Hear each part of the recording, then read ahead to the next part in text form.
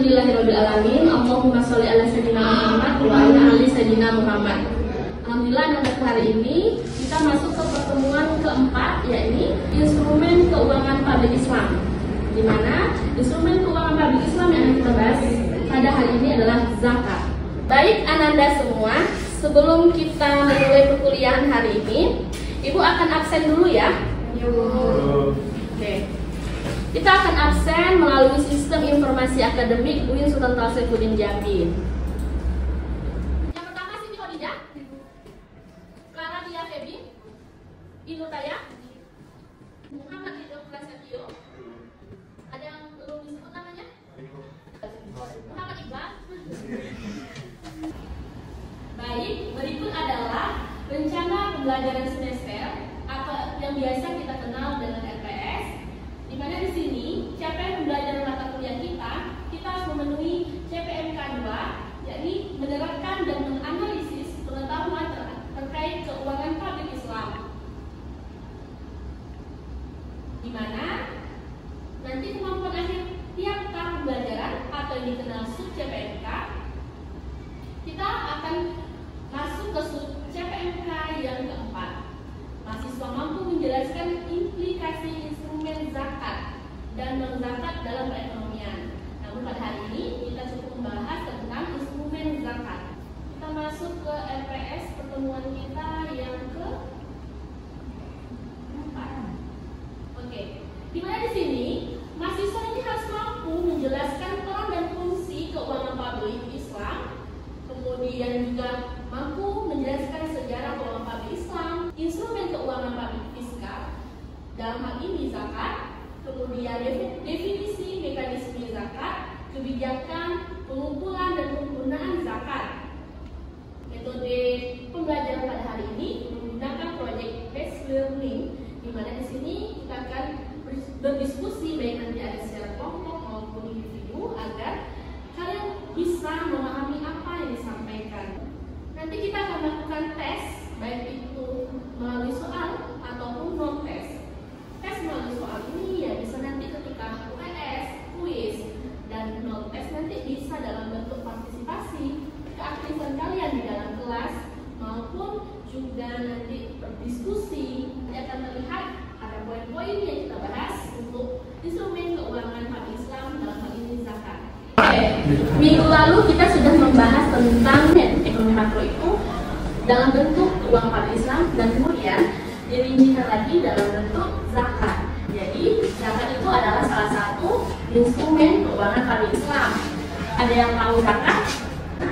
Ada yang tahu itu apa zakat? Ada yang bisa jawab? Ayo, siapa yang tahu apa itu zakat? Sebenarnya seperti Danila dengan diri waktu 12-20 zakat adalah harta yang wajib dikeluarkan oleh seluruh manusia.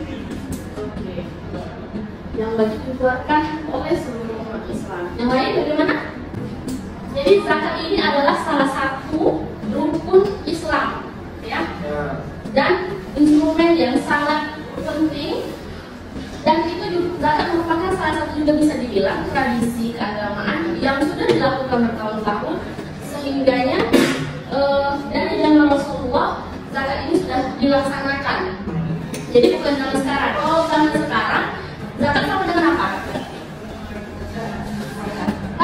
Pajak, ya. Oh, dari zaman sekarang zakat itu secara konvensional mungkin lebih sering kita dengar dengan istilah pajak. Zakat. Nah, tujuannya itu salah satunya tadi apa? Karena dianya kan juga untuk mensucikan harta. Bagaimana sih pengaruh zakat itu dalam ekonomi? Ini jelaskan sedikit. Kenapa zakat itu sangat berdampak terhadap ekonomi? Bahkan dibentuk oleh pemerintah Badan Amil Zakat, ya, atau Basnas, Badan Zakat Nasional. Nah, kenapa zakat itu sangat penting? Padahal kita sudah punya kantor pajak nih. Kenapa sih harus ada lagi badan yang menaungi zakat yang secara resmi dibuat oleh lembaga pemerintah? Ayo, ada yang bisa jawab? Ayo, Iqbal silakan. Izin jawab mungkin karena bisa membantu sama masyarakat yang lebih membutuhkan. Jadi memang pemerintah mewajibkan. Kalau pajak? Pajak itu kewajiban karena kita memakai punya pemerintah seperti jalan-jalanan dan lain-lain. Pajak dan zakat sama-sama kewajiban. Yani timnya 2012 kalau sunnah. Kalau zakat mungkin diolahnya dia balik ke masyarakat lagi. Dia dikontribusikan kepada UMKM dan ada UMKM dan terhadap orang tidak mampu. Nah, tetapi kalau pajak itu dikontribusikan ke jalan lagi, gitu kan? Kita kan memakai aset negara nih. Misalkan kita membayar pajak, dia dialokasikan ke jalan lagi. Kenapa sih zakat itu berpengaruh ke ekonominya? Kita membahas dia berpengaruhnya ke ekonomi. Tadi ada yang membahas karena untuk Iqbal membahas untuk kalangan bawah ya, menengah ke bawah. Rika membahas bahwa kalau pajak tadi dibandingkan dengan zakat, misalnya untuk pembangunan jalan, ya nanti dikeluarkan lagi untuk jalan, ya, lebih kurang itu.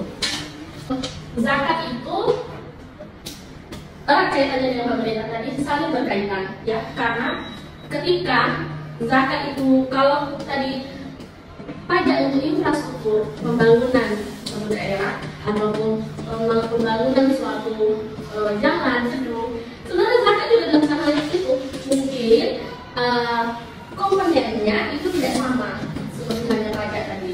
Zakat juga untuk bisa kok untuk sekolah, bisa juga kok untuk pembangunan jalan, bisa juga untuk infrastruktur masyarakat. Tapi bedanya tadi dia mungkin berbeda dengan pajak yang sudah ditentukan sekian persennya, karena kan nanti akan ada dari pajak itu APBD, ya, APBN. Nah, kalau dari zakat tadi itu makanya fokus ada hanya satu lembaga badan amil zakat yang menaunginya, biar fokus tujuannya untuk siapa. Nah, dalam zakat itu ada dua objek yang terlibat, yaitu mustahik dan muzakir. Siapa mustahik, siapa muzakir? Mustahik orang yang mendapatkan bantuan. Kalau muzakir orang yang kira-kira kalau kalian ini sudah masuk bagian yang mana? Mustahik atau muzakir? Kadang mustahik, kadang muzakir. Ya. Karena belum bisa pendapatan belum ada gitu. Jadi belum bisa muzakirnya, tapi kami sebagai mahasiswa masih bisa mustahik. Kenapa mustahik? Karena masih pelajar, masih bukan jadi masih Bisa bila termasuk orang-orang yang menerima zakat. Itu kalau dia tadi sempat kita bahas salah satu penerapan zakat dalam perekonomian, yaitu tadi bangun jalan, terus juga membangun sekolah, apalagi Farhan? Bantu panti asuhan. Bantu panti asuhan. Terus apalagi? UMKM. Misalnya apa? Misalkan orang tersebut mau membangun usaha, terus orang tersebut mengajukan proposal atau biaya yang harus dikeluarkan kepada Basnas, dia bakal mengasih biaya tersebut tanpa meminta timbal balik yang usahanya lancar. Kita juga sempat membahas masalah apa itu komparasi implikasi zakat dan pajak konvensional. Intinya persamaannya adalah sama-sama menghimpun dana dari masyarakat dan kemudian juga dikeluarkan untuk masyarakat. Nah, tapi fokusnya karena zakat itu adalah pengeluaran keagamaan. Jadi kalau pajak lebih juga ke negara. Transformasi sosial, ya, melalui zakat. Zakat itu juga berperan loh untuk mengurangi kemiskinan. Kenapa? Karena tadi si kaya membantu si miskin, sehingga akan ada nantinya bantuan itu membuat keragaman dari ekonomi, sehingga yang si miskin tadi bisa naik pendapatan atau ekonominya untuk dilakukan, misalnya diberikan zakat tadi, uang zakatnya ia gunakan untuk modal usaha, ya, otomatis itu adalah salah satu implikasi dari akibat dari zakat tadi, menaikkan perekonomian keluarganya, ya kan? Nah, kalau kalian lihat sekarang kan sudah ada platform atau media-media yang bisa membayar zakat itu secara online nggak? Salah satunya lewat mungkin ada aplikasi zakat ataupun adanya di mobile banking. Jadi hampir semua bank itu baik bank konvensional maupun syariah menyediakan fitur-fitur untuk membayar zakat. Mungkin kalian berpikir bahwa bank syariah itu hanya untuk orang-orang beragama Islam. Bisa jadi ada yang non-muslim menabung di sana dan dia melihat fitur zakat yang menggunakannya, boleh tidak? Boleh. Dan berarti tidak hanya untuk muslim, berarti non-muslim pun bisa untuk menggunakan fitur zakatnya, ya kan? Nah, kalau dulu kan hanya zakat ini fokus karena belum ada media-media ataupun aplikasi untuk membayar zakat secara online. Aplikasi tadi untuk membayar zakat, orang-orang siapapun tidak mengenal agama apapun bisa juga membayar zakat di situ, ya. Jadi sumbernya tidak hanya muslim untuk di zaman sekarang. Oke. Baik, itulah dari beberapa sub bahasan yang sudah materi yang sudah Ibu jelaskan kepada kalian. Tentunya sedikit banyak kalian sudah memahami bagaimana instrumen keuangan Islam dalam hal ini zakat sangat mempengaruhi perekonomian kita, ya, sangat mempengaruhi perekonomian di Indonesia. Baik, untuk menilai apakah Anda semua, kira-kira apakah ada yang mau ditanyakan? Ya, silakan Iqbal.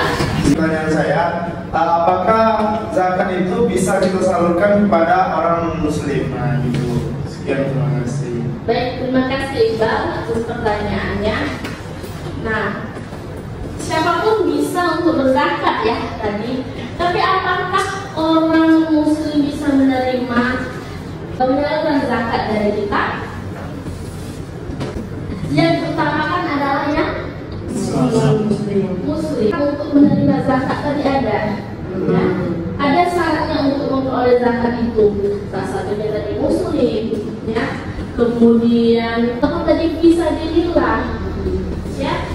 Orang-orang yang ada golongan yang berhak menerima zakat tadi. Oke, kan?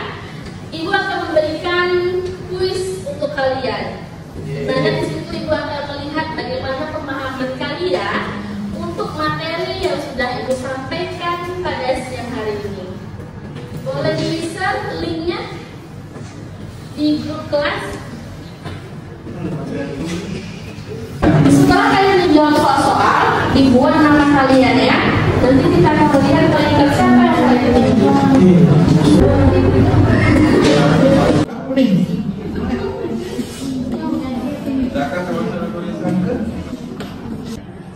tujuan dari zakat adalah Membersihkan harta. oke. Aplaus untuk Rika.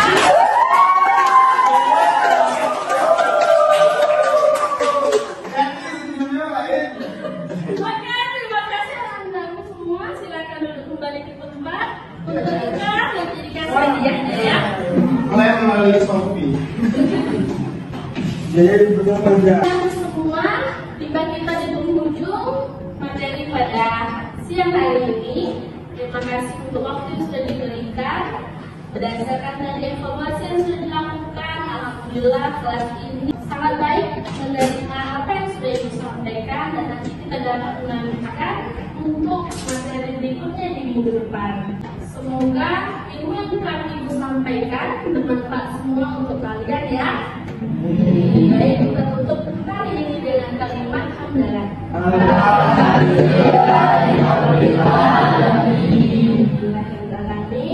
Kata yang diucapkan, wabillahi taufiq wal hidayah. Wassalamualaikum warahmatullahi wabarakatuh. Waalaikumsalam.